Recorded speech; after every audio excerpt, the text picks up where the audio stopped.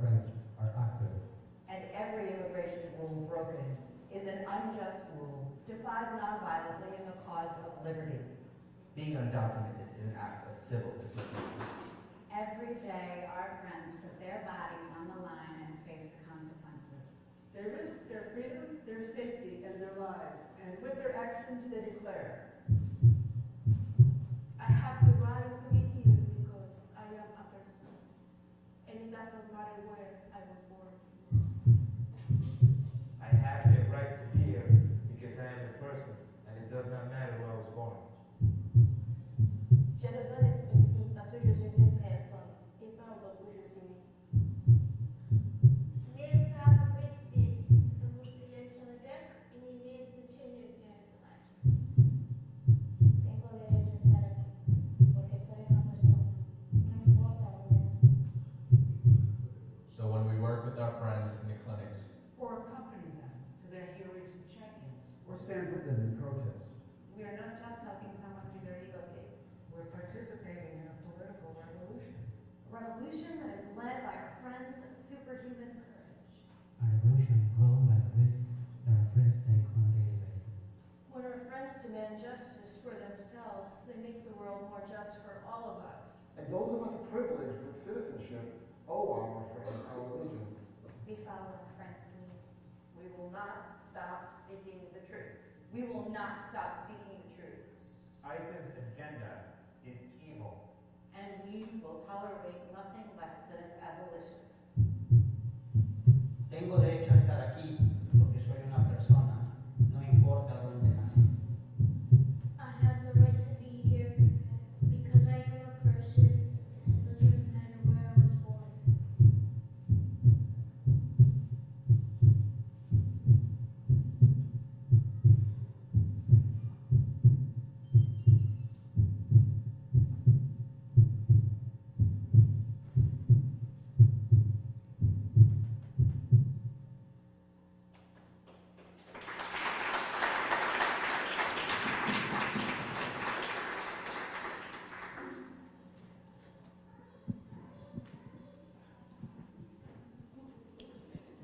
So that video is exactly right. The government can't deport a movement, it can't deport this movement, but it's trying to start the movement of oxygen.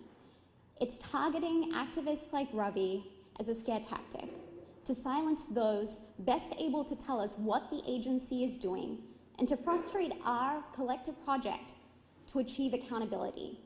So I want to start by situating that tactic in history and then make 2 points. First, and this should be uncontroversial, that immigrants in this country have First Amendment rights. And second, that includes the right not to be deported based on public criticism of immigration policies in this country and the powers that administer them. So turning to history. Political suppression by deportation has been a continuing theme in this country's history. In the early 1900s, Congress passed a law providing for the exclusion of anarchists. In the aftermath of World War I, then Attorney General Palmer ordered the now infamous Palmer raids, which resulted in the deportation of many in the labor movement. And then in the Cold War, you had the government repeatedly deporting and excluding immigrants on ideological grounds. People, for example, like Robert Galvan, who was an immigrant from Mexico, who had been inside of this country for almost 40 years. And why was he deported? Because he was a former, not a present, a former member and officer of a club called the Spanish-speaking Club, which the government deemed a Communist Party organization. Now, the Supreme Court at times has, shamefully, permitted the targeting of immigrants and accepted the government's claims that these immigrants' political activities are dangerous to this country.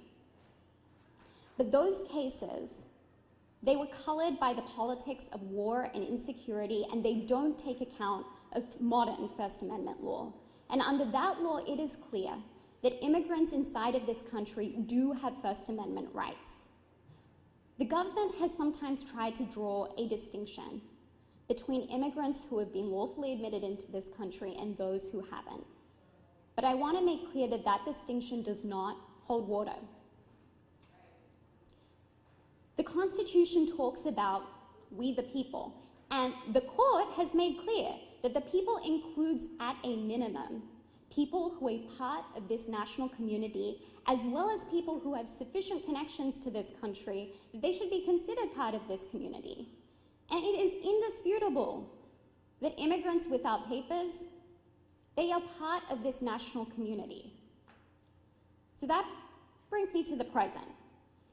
And it is a fundamental principle of First Amendment law that the government cannot retaliate against an individual for speaking out.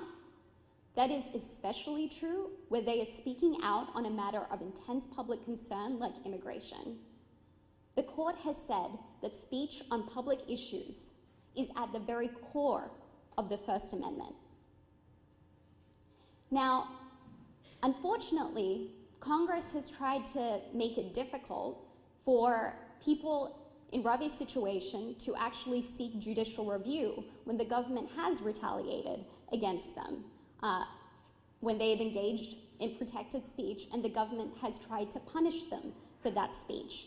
In the 90s and the mid-2000s, Congress passed legislation that significantly limits the ability of federal courts to hear deportation cases. In Ravi's case, the government argues that this legislation effectively makes his claim and others like it unreviewable. But accepting that position would effectively create a First Amendment black hole. It would enable the government to wield a powerful weapon against dissent by some of the most vulnerable people in this community. That is anathema to our free speech values. It is not, and it cannot be the law, and that is why I, as a First Amendment advocate, stand with Ravi and with all of you here. Thank you.